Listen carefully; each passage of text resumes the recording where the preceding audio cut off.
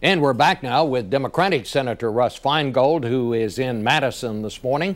Well, Senator, let me ask you about the first thing that Senator McCain said. He said if he does take the advice of General McChrystal and sends those 40,000 troops, or at least a large contingent, into Afghanistan, he's going to have trouble with the base of his own party. You're the base of his party. Is he going to have trouble with you? No, it's not about me or any political party. He's going to have trouble with the American people. You know, when I did town meetings in August where people were extremely agitated about aspects of health care and other issues, very conservative people, everybody was supportive of my view that it's time to start thinking about bringing troops out of Afghanistan and reducing our commitment there. So it's not about one party. In fact, I'd say there's a broad majority in this country that thinks it's a very bad idea to put in 40,000 new troops on top of the 60 or 70,000 we have now. So that's the issue. It's what the American people and frankly what the Afghan people feel about this policy that I think needs to change. Senator McCain sort of danced around it a little bit when I asked him if he thought former Vice President Cheney was being helpful in this debate, and when he says that we're putting the lives of American troops in danger by delaying this decision. What's your take on the Vice President's part in this? It's too early on Sunday for dancing, so let me just say I think what the Vice President said was terrible. The notion that President Obama is dithering, he's doing his job. He's being thoughtful. He is wrestling with, frankly, one of the toughest decisions I've ever seen a president have to make. He is listening to the military leaders. He's listening to experts. He's listening to his own the Vice President and others. He's trying to get this right, and I don't know if he's going to end up agreeing with me, but I thank God that we've got a president that's thinking about this instead of getting us into a further mistake, such as President Bush did with Iraq. Let me ask you this, Senator. If we do not put more troops in there, General McChrystal says the situation is deteriorating badly. If the Taliban somehow comes back into control or plays a more prominent role, it's playing a very prominent role now, isn't it going to follow that Al-Qaeda is going to come back? That's, after all, where they were making a safe home for themselves there when they, when we went through what we went through. How can you argue that it's not going to make a difference if we draw our troops down there for our own security? Well, this whole argument is based on some very false assumptions. I mean, remember, Al-Qaeda didn't begin in Afghanistan. They came over from having been in Sudan and other places, and after the heat came down on them, they went to Pakistan. They have a presence in places like Somalia and Yemen. So the idea that somehow Afghanistan is the key to this is a wrong-headed view of an international criminal syndicate that we should be going after. And the idea that the Taliban is the same as Al-Qaeda and that they're going to welcome Al-Qaeda back with open arms into Afghanistan is questionable. I understand they let them come there earlier.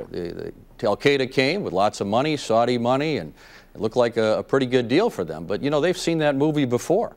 I'm not at all sure that the Taliban's going to be able to take over Afghanistan. I don't want them to. But the idea that the Taliban is going to see it as in their interest to have the world headquarters of Al-Qaeda back in Afghanistan, I think is very dubious. And to send our troops, men and women, to their deaths in some cases, to terrible injury, to send huge amounts of money into Afghanistan when the leaders of Al-Qaeda are in Pakistan and likely to go other places as well, strikes me as a very odd response to what the President and John McCain and everybody agrees, and I agree, is the #1 issue, is going after Al-Qaeda, not going after the Taliban. If the President does, in fact, order a large number of American troops to Afghanistan, will you be prepared to try to stop that in the Senate? Will you take steps to try to prevent him from doing that, Senator? Yes, I'm already working with people like Representative Jim McGovern, Republican Congressman Walter Jones, Barbara Lee, and others to prepare for that possibility. I've already voted against various spending bills that support this policy. I didn't even think the addition of the troops earlier this year made sense, so there will be resistance to this if necessary. But our hope is that the President will see that this is not consistent with what he said about the role of Pakistan in this situation, not consistent with the goal of going after Al-Qaeda. So if necessary, we will act and we will do what we can to prevent this mistake. But I'm hoping the President will listen to us at this point and consider what we're saying. So you are prepared to try to block it. Are you also prepared to try to enforce your idea that we should begin a drawdown now? Not only not put more troops in, but begin to bring home the ones that are already there? What I have said is that I would like the President to consider announcing a flexible timetable by which time we would begin to bring the troops home and give the Afghan people and the American people a sense of how long we intend to continue this. That will help stabilize Afghanistan, make it look less like we're a foreign occupier, will certainly help support in the United States, and I think that's the way to go. You know, people said when I first announced the idea of an Iraq timetable that this is a terrible idea, it'll signal to our enemies that when we're leaving. Well, that's exactly what we have in Iraq right now. And even my friend John McCain is supporting the timetable. So it is not a bad thing to give some vision with flexibility about when we intend to leave. That is what I would like to see the next step be. Let's talk a little bit about health care. Where do you think health care reform stands in the Senate right now? I know you want the public option, the government-run insurance program like Medicare for older people. The majority leader now seems inclined to include that in the bill that he's going to bring to the floor. Do you think that has any chance at this point of passage? Because for a while now, people have been saying the votes are just not there in the Senate. Well, I want to give my Majority Leader Harry Reid credit for seriously considering putting this public option in there. I think it's very important. It's a sign of strong leadership on his part that he has the guts to do that, because the American people are for some alternative that will create some competition for the abuses of the insurance industry. So I believe that there's a good chance it'll be in the bill that comes before us in the Senate.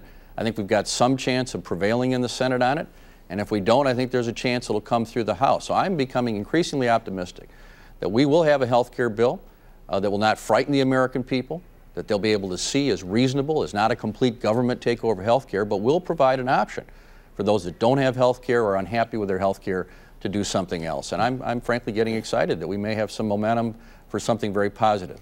As I understand it, the liberals want the public option, the conservatives don't. Do you think there's a possibility that this thing may just end up in a logjam, that liberals won't vote for this plan without the public option, and the conservatives won't vote for it if it includes the public option, and so we wind up with nothing instead of something? Well, that could happen, but the truth is what liberals want is a single-payer system, Medicare for everybody. So the idea of a public option is really a very moderate idea within the current context of a continuing private system. It's a tough one to swallow for many people who want a single-payer system. So this is a very reasonable approach that I would think people who are both conservative and liberal and in the middle would say, let's try this. Let's see if this can control and bring under some reason of measure that the insurance companies could finally improve their act. That is exactly what this is. It is not a liberal or left-wing concept at all. But could you yourself vote for health care reform that did not include the public option, if it came to that? To me, that would be a very serious gap, and it would be a very strong reason not to support it. We need a public option. We need something that will cause some control over the abuses that have occurred in the insurance industry. Would we be better off without anything if it did not include a public option? At this point, I think we need to do something fundamental. When people start talking about having a trigger that we might have a public option or 2 or 3 years, to me, that's just an invitation to the insurance industry to manipulate the situation for a couple of years just so they can avoid the trigger and so they can convince members of Congress to delay it again.